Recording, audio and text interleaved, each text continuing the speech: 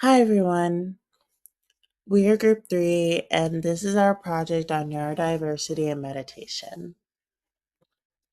Meditation is a practice used to train attention, awareness, and emotional regulation through techniques such as mindfulness and focused breathing. In simpler terms, it is a mental exercise that involves intentionally directing attention to a specific focus like breath, bodily sensations, or present moment awareness. Research on meditation has shown that mindfulness practices can reduce stress, improve concentration, and enhance overall well being. One of the main reasons for these effects is that meditation helps individuals become more aware of their thoughts and emotional reactions instead of automatically reacting to them. So, for example, instead of immediately responding to stress or anxiety, a person practicing mindfulness may notice the thought, acknowledge it, and then gently redirect attention back to breathing or another focal point.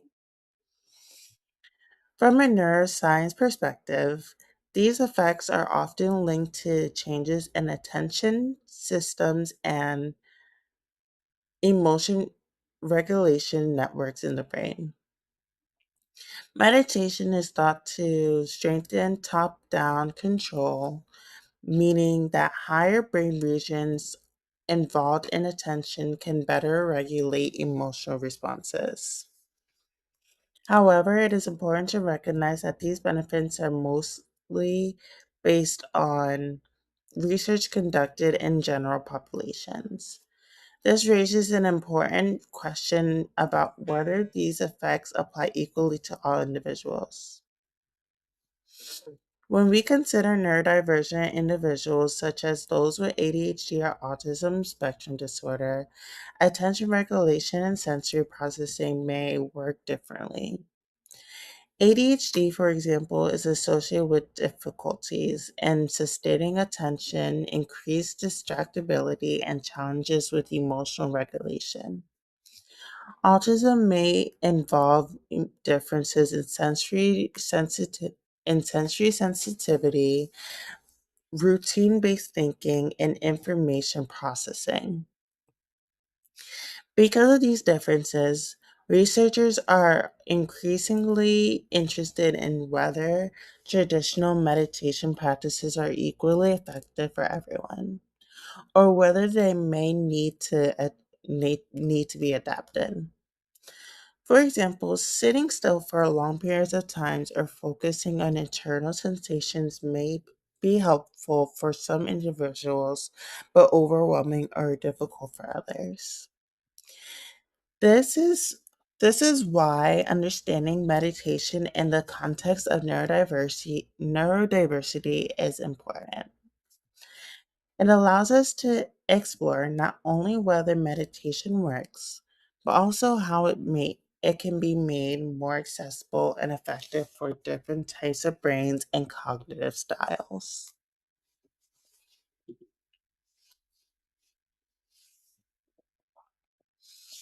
So, when looking more closely at neurodivergent populations, individuals with ADHD and autism spectrum disorder often experience unique differences in executive functioning, attention allocation, and sensory processing. Executive functioning refers to cognitive skills such as planning, sustaining attention, organizing behavior, and regulating emotions. Because these systems operate differently, tasks that require long periods of focus or stillness can sometimes feel more demanding or mentally exhausting. In addition to these core differences, neurodivergent individuals often experience higher levels of secondary psychological distress. This does not mean that neurodivergence itself is a disorder, but rather that individuals may experience additional challenges such as chronic emotional dysregulation, anxiety, or repetitive thought patterns. For example, rumination is a common experience where thoughts loop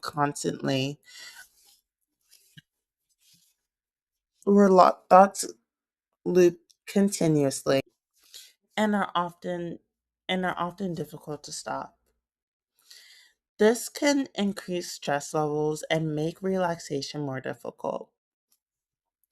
Another important concept is what can be described as a neurotypical accessibility gap.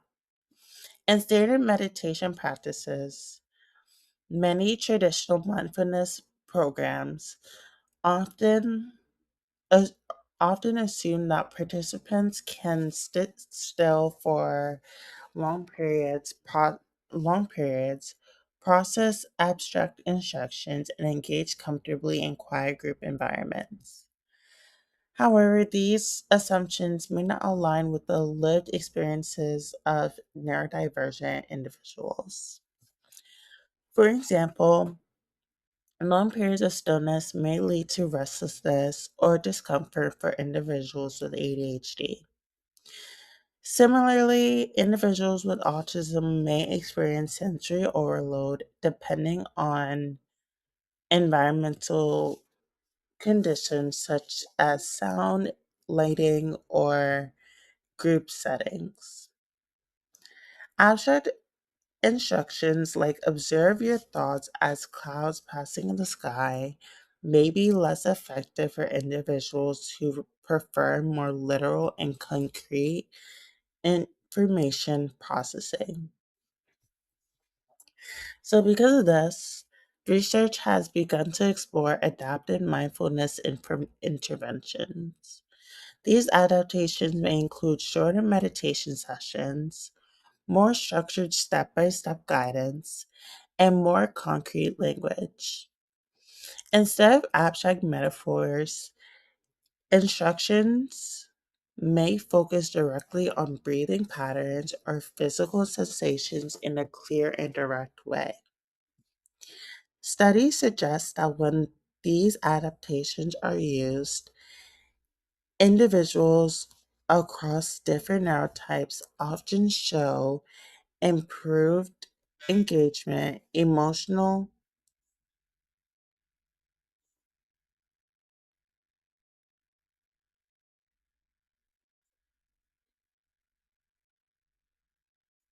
emotion regulation, and coping skills. These this indicates that the effectiveness of meditation may depend not only on this practice itself, but also on how it is delivered and structured. Overall, this suggests that mindfulness is not necessarily one size fits all.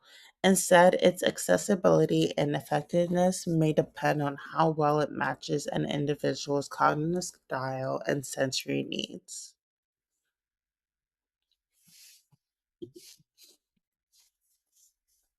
So, our research question for this topic is, how does meditation impact neurodivergent individuals, and how can meditation practices be adapted to better suit people with different neurotypes? So, this question is important to us because it explores two key details at the same time. First, it examines whether meditation is beneficial for neurodivergent.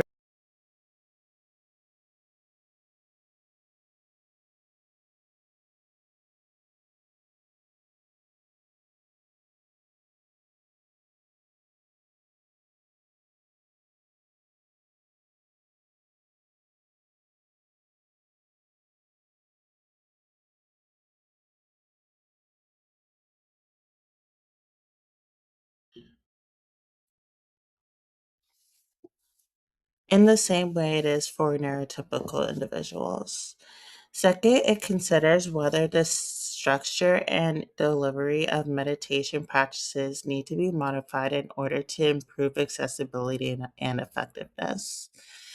This can this question is grounded in both psychology and neuroscience. From a psychological perspective, it relates to attention, emotional regulation, and coping strategies. From a neuroscience perspective, it relates to how different brain networks involved in attention and emotion regulation respond to mindfulness training. It is also important because mindfulness meditation is often promoted as a universal tool for mental health. However, if individuals experience it differently based on cognitive or sensory processing styles, then it is necessary to understand those differences more clearly. By exploring this question, we can better understand not only whether meditation works, but also for whom it works best and under what conditions. This can help inform more inclusive mental health interventions that are tailored to individual differences rather than assuming a single standard approach. The first article focuses on adults with ADHD and mindfulness meditation. Adults with ADHD often experience difficulties with attention, emotional regulation, and overall quality of life. These challenges can affect many areas of daily functioning, including academic performance, work productivity, and interpersonal relationships. One of the core difficulties in ADHD is sustaining attention over time, especially during tasks that are repetitive or not immediately stimulating. Previous research has suggested that mindfulness meditation may help improve attention and self-regulation. Mindfulness trains individuals to notice when their attention has drifted and to gently bring it back to a chosen focus, such as the breath. This process is similar to exercising attention control, which is directly relevant to ADHD symptoms. However, findings from earlier studies were somewhat mixed. While mindfulness has shown clear benefits in general populations, less was known about how effective it would be specifically for adults with ADHD. Some researchers question whether individuals with attention difficulties would be able to engage consistently with meditation practices, especially those require sustained focus and stillness.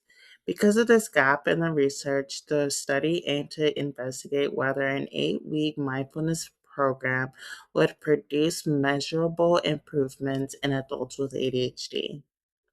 The researchers hypothesized that adults with ADHD who completed the 8-week mindfulness program would show improvements in attention, mood, and overall quality of life. They also expected that participants might experience improvements in emotional regulation, meaning they would be able to manage stress and emotional responses in daily life. Overall, the purpose of the study was to determine whether could serve as a beneficial intervention for adults with ADHD and whether it could help address both cognitive and emotional challenges associated with the condition. Now that we discussed the background of mindfulness and ADHD, let's look at the first study and see how the researchers actually tested whether mindfulness could help adults with ADHD. The study included 48 adults who had been diagnosed with ADHD. The researchers also included 20 adults without ADHD as a control group. Having a control group is important because it gives researchers a baseline to compare against. It helps them determine whether any improvements are unique to people with ADHD or if they might occur in general population as well. Participants completed an 8-week mindful awareness practices program, also known as MAPS. This wasn't just a suggestion to meditate occasionally, it was a structured program that included guided mindfulness sessions and daily meditation exercises that participants completed on their own. The goal was to make mindfulness a consistent habit and see whether regulation practice could improve attention and self regulation over time. To measure the effectiveness of the program, researchers used several different assessments methods. First, participants completed attention and executive functioning tasks. These tasks measured skills like focusing, shifting attention, and resisting distractions. Second, participants completed questionnaires about their ADHD symptoms, which allowed researchers to see how they felt their symptoms were affecting their daily life. Researchers also measured anxiety, mood, and overall quality of life because ADHD affects much more than attention alone. The study used a pre-test and post-test design. Participants completed all assessments before starting the mindfulness program and then completed them again after the 8 weeks ended. By comparing these results, researchers could determine whether mindfulness training was associated with measurable improvements in both cognitive performance and emotional well being.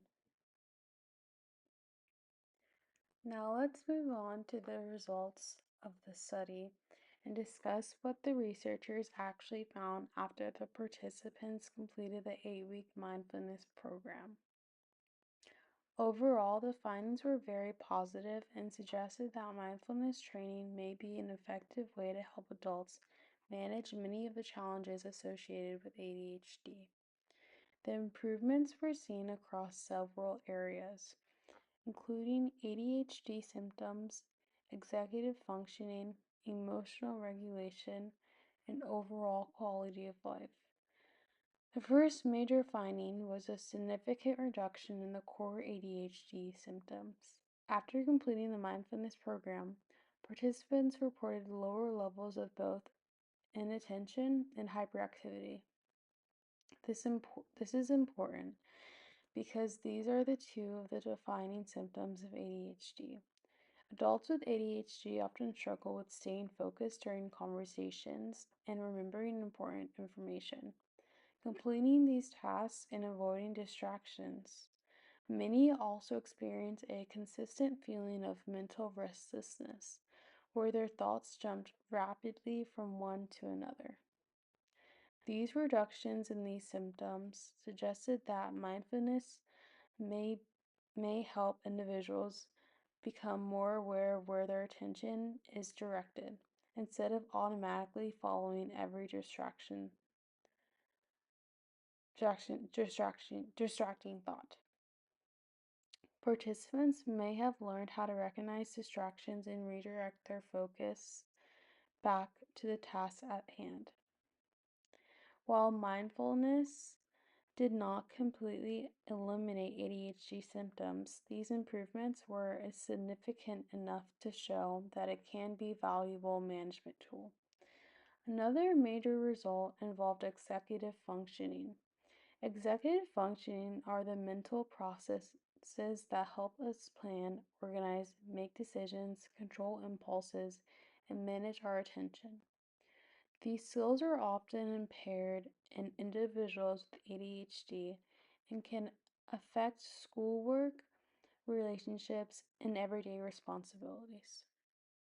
The study found that participants performed better on tasks designed to measure executive control after completing the mindfulness program. Specifically, they showed improvements in their ability to shift attention between tasks and resist distractions. This finding is important because many adults with ADHD describe this feeling as though their attention is consistently being pulled in different directions. For example, someone may begin working on an assignment and notice a text message or check social media and then completely forget what they were originally doing. These improvements are seen as ins- these improvements seen in executive functioning suggest that mindfulness may strengthen a person's ability to intentionally choose where their attention goes, rather than being controlled by every distraction in their environment. Participants appear to gain greater control over their focus. This type of improvement can have meaningful effects on academic performance, workplace productivity, and daily functioning. The researchers also found improvements in emotional regulation, which is another area that is often overlooked when discussing ADHD. Many people think ADHD only affects attention, but attention, mogi, emotional regulation difficulties are actually very common. Individuals with ADHD may experience frustration more intensely, react impulsively during stressful situations, or feel overwhelmed by strong emotions. After the mindfulness program, participants reported lower levels of dysregulation. In other words, they felt more capable of managing their emotional responses. This finding is significant because emotional regulation plays a major role in the overall well being and quality of life. When people are better able to manage stress and frustration, they often experience improvements in relationships, school performance, and mental health. In addition to emotional regulation, participants also reported reductions in anxiety and stress. This result makes sense because mindfulness encourages individuals to focus on the present moment rather than becoming trapped in worries about the future or regrets about the past.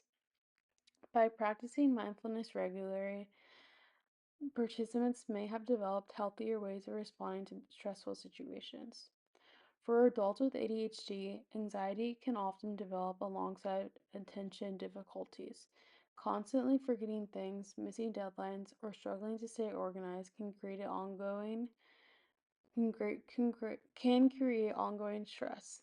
Therefore, reducing anxiety and stress may not only improve emotional health but also can make ADHD symptoms feel more manageable overall. Another important finding involved participants' overall quality of life. Quality of life measures quality of life measures look how individuals feel about their physical health, emotional well-being in relationships, and daily functioning. Improvements in this area suggest that benefits of mindfulness extended beyond ADHD symptoms affected participants' broader experiences in everyday life.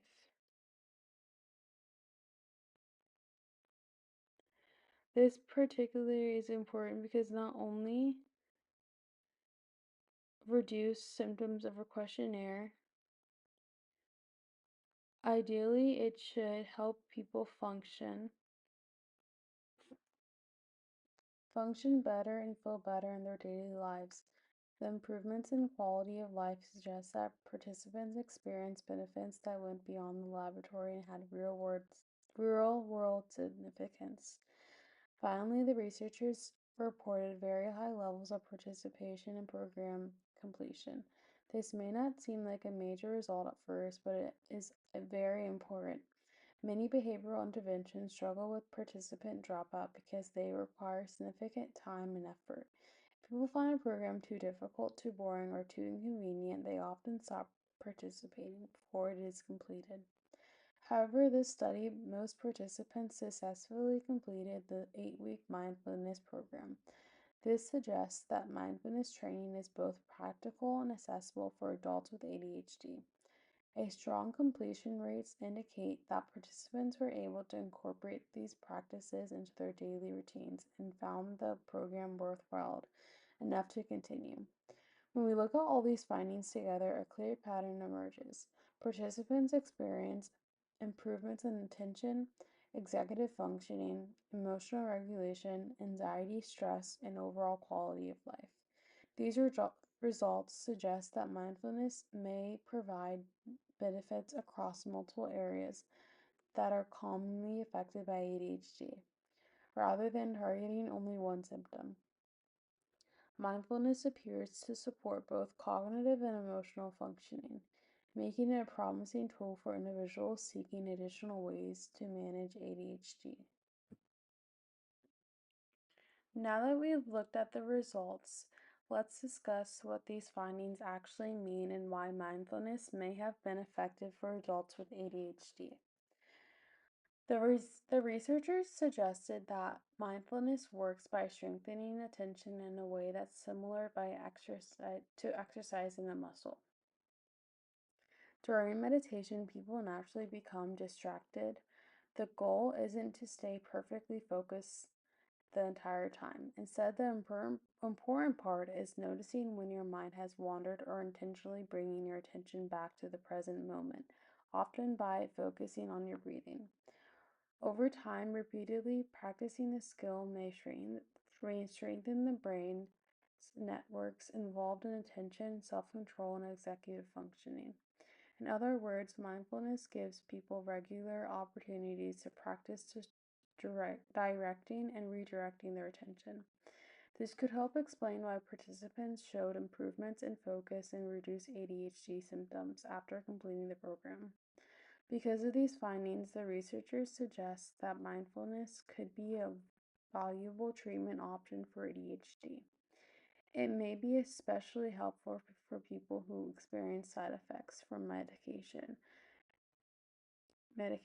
and do not have access to medication, or want to combine mindfulness with traditional treatments rather than replacing medication entirely. Mindfulness may serve as an additional tool that helps people manage both the cognitive and emotional challenges associated with ADHD. However, it is also important to consider the limitations of the study. One major limitation is the type of control group that was used. Many mindfulness studies, including some reviewed by the authors, rely on waitlist control groups. This means that the comparison group simply waits to receive the treatment later instead of participating in another activity during the study. Because of this, researchers cannot be completely certain that mindfulness alone caused all the improvements. Some participants may have improved simply because they expected the program to help, received extra attention from researchers, or were motivated by being part of the structured intervention. As a result, the researchers recommend that future studies, or the authors recommend that future studies use larger sample sizes and active control groups, such as relaxation, training, or support groups, to better determine the specific effects of mindfulness. Even with this, even with these limitations, the findings provide strong evidence that mindfulness has potential to improve attention, emotional regulation, and overall well-being in adults with ADHD. Now that we've looked at mindfulness and ADHD, let's shift our focus to a different neurotype and examine how mindfulness may benefit individuals with autism spectrum disorder, or ASD. Autism spectrum disorder is associated with differences in social communication, sensory processing, emotional regulation, and behavioral flexibility. While every autistic individual has unique strengths and challenges, many experience high levels of stress, anxiety, and depression compared to the general population. One reason for this is that many autistic individuals face daily situations that can be mentally and emotionally demanding. Social interactions may require additional effort to navigate unexpected changes in routine and can be stressful, and sensory environments can sometimes become overwhelming. Over time, these experiences can contribute to increased levels of psychological distress. Another challenge discussed in the article is rumination. Rumination refers to the repeatedly thinking about the same negative thoughts or experiences. Instead of moving on from a stressful event, a person may continue replaying it in their mind for hours or even days. For example, an awkward social interaction or misunderstanding might lead someone to continuously think about what happened and what they could have done differently. This pattern of thinking is strongly linked to anxiety and depression and can have a significant impact on overall well-being.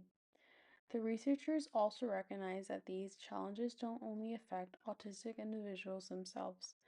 Family members, caregivers, and especially parents often experience elevated levels of stress as well. Caring for a child with autism can involve managing appointments, educational needs, behavioral challenges, and daily routines. As a result, many parents report high levels of emotional exhaustion and chronic stress. Previous studies had shown that mindfulness based interventions can improve emotional regulation, reduce stress, and increase overall well being in neurotypical populations. Researchers had also found evidence that mindfulness could help people become more aware of their thoughts and emotions without becoming overwhelmed by them. However, there was a significant gap in research. Most mindfulness programs had been developed for neurotypical participants and had relatively little research had examined their long-term effectiveness for autistic individuals and their families. This raised an important question. Could mindfulness be adapted in a way that better meets the needs of people with ASD? Researchers believe that this was especially important because traditional mindfulness programs may not always be accessible for autistic participants. Some programs rely heavily on group discussion, abstract language, metaphors, or long periods of sitting still. While these approaches may work well for some people, they can be challenging for individuals who process information differently or have sensory sensitivities. To address this issue, the researchers developed an adapted mindfulness program that was specifically designed to be more accessible and supportive for individuals with autism and their families. The program lasted 8 weeks and focused on teaching practical mindfulness skills that participants could use in their daily lives. Based on the previous research and their understanding of autism, the researchers developed several hypotheses. They predicted that participants who completed the mindfulness program would experience improvements in emotional regulation, meaning they would be better able to manage stress and difficult emotions.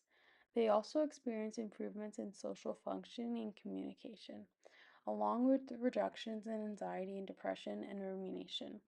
In addition, the researchers believe that the parents would benefit from the program as well. They predicted that learning mindfulness skills would help reduce parenting stress and improve overall family well-being. Finally, one of the most important parts of their hypothesis was that these benefits would continue after the program ended, rather than producing only short-term changes. The researchers hoped that the mindfulness would create lasting improvements that participants could carry into their everyday lives. With these predictions in mind, the researchers then moved forward to test whether a adaptation mindfulness program could provide meaningful, long-lasting benefits for autistic individuals and their families. Let's move on to Article 2 of the. Um, okay, so let's move on to Article 2 of the presentation. So the second article is on the impact of mindfulness on people and families, people with autism and their families. So first, let's go with the background and hypothesis. Um, the article we're using is titled Mindfulness Based Program for Children with Autism Spectrum Disorder and Their Parents, Direct and Long-Term Outcomes by Rederikoff and et al. and it was published in 2018. So the purpose of the study was to examine whether mindfulness training through the uh, mindfulness training through a program could improve the functioning of children and adolescents with autism spectrum disorder, or ASD, as well as improve the outcomes for parents. So, individuals with autism often experience difficulties with social communication, emotional regulation, and behavioral functioning. And it could also be stressful for the parents of these children as well.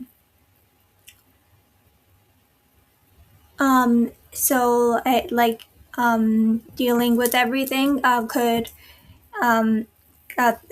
causes the parents to report high levels of stress and challenges related to parenting and mental health issues. So,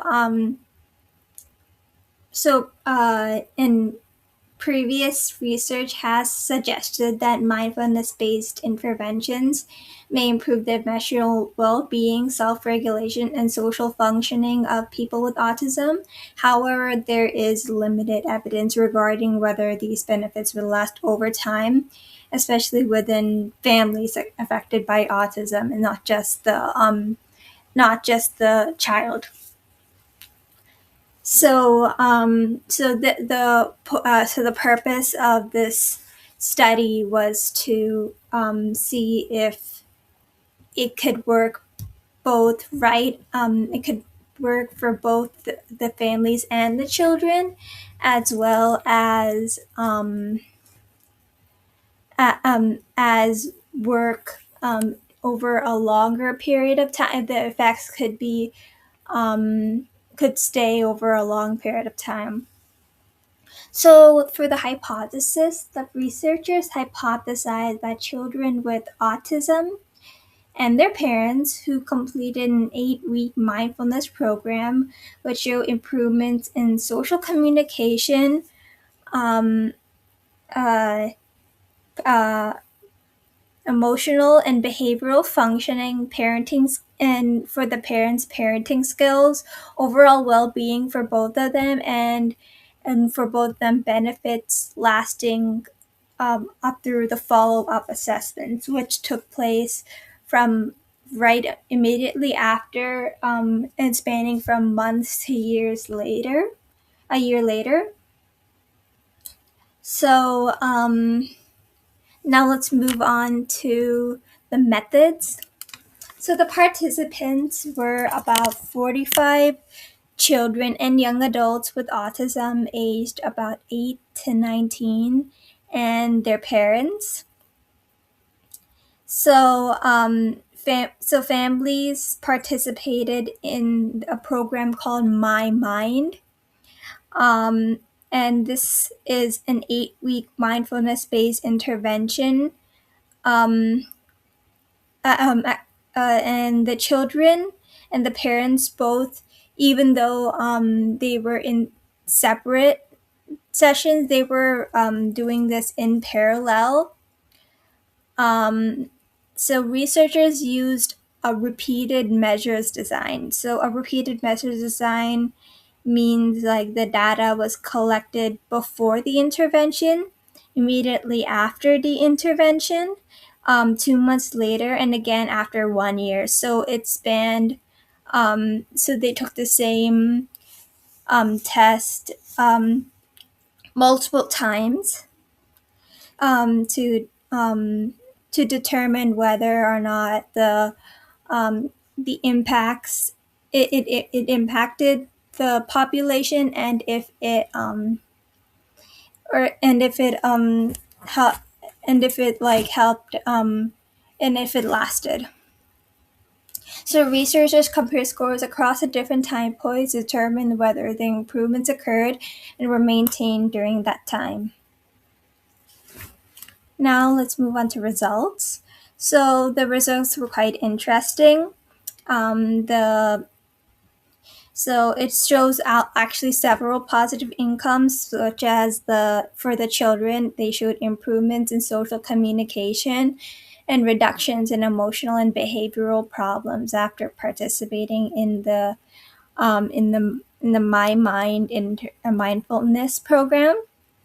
And for the parents also report improvements in their own emotional well-being and mental health, reporting lower stress levels and better parenting practices. So parents showed increased mindful awareness, while the children did not report significant increases in mindfulness. Um,